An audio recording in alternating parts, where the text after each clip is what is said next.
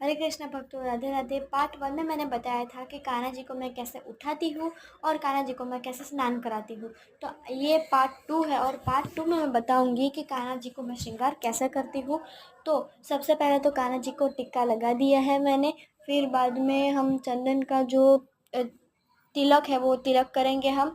तो एक कान्हा जी को पहले टिक्का लगा दिया है, फिर बाद में हम कान्हा जी को चंदन का तिलक करेंगे। फिर वो तिलक आप किसी से भी कर सकते हो, आप जिससे करते हो उससे तिलक कर सकते हो चंदन का। और ध्यान रखना है कि कान्हा जी के आँख में ना जाए चंदन का तिलक।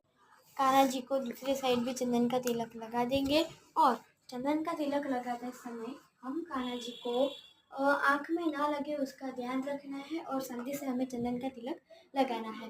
फिर दूसरी साइड भी हम कान्हा जी को वो दूसरे कान्हा जी को भी दूसरी साइड चंदन का तिलक लगा देंगे और कान्हा जी का थोड़ा टिक्का ढंग से लगाना है, फिर ऐसे निकल ना जाए इसलिए ढंग से दबा के लगाना है।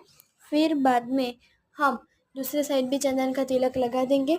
चंदन का तिलक निकल ना जाए उसका ध्यान रखना है और फिर सूखने के बाद ही हमें कान्हा जी को जो टोपी होती है वो पहनानी है। फिर एक कान्हा जी को देखो उसकी साइज़ की थी तो मैंने उसको पहना दी है।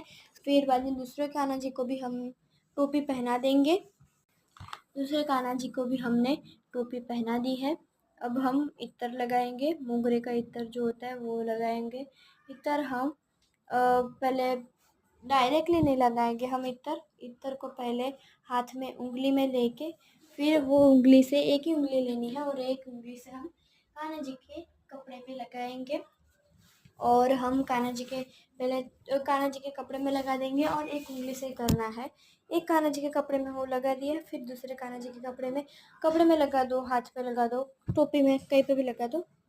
फिर बाद में हम आप दर्पण दिखाना है आपको।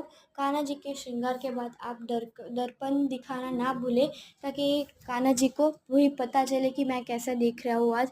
तो कान्हा जी को दर्पण दिखा दिया है।